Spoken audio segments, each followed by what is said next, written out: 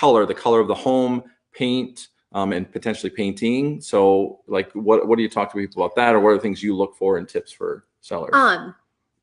With color, typically with paint, I know sometimes painting a whole home, depending on the style of the home, there's never a good place to cut that paint line off.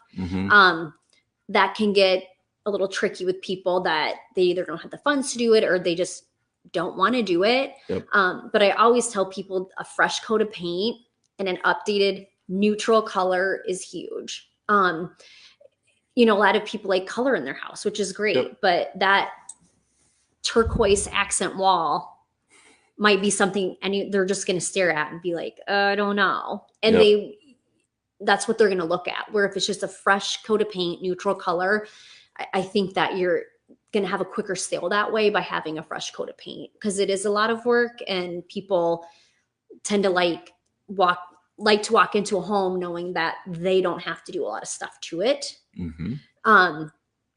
If that's not in the budget, if you can get maybe one main room with a fresh coat of paint, that's always an option.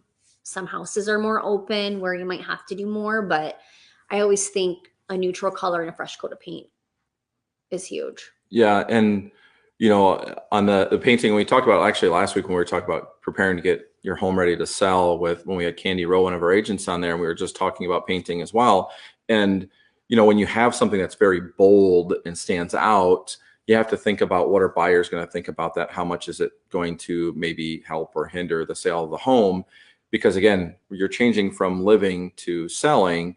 And for buyers, a lot of it is about how they feel about the house. What's their feeling when they go in? How much can they visualize themselves living there? And so while like a turquoise, you know, accent wall may not seem like a big deal to you, if the buyer had two or other things that they were questioning, and that's the third or fourth thing, that might be the tipping point, right? Where they go, you know, this just isn't the one for us. We're going to move on to the next one, or we'll find something else.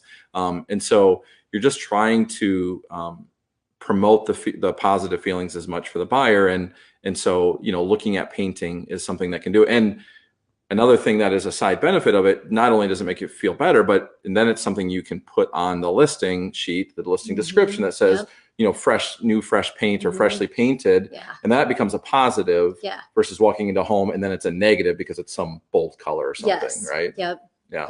And, you know, paint colors come in so fast and they go out so fast. That's why, you know, I always try to stick with the neutral color, one that's going to look good with grays, beiges. Just stick with that neutral color is the best option.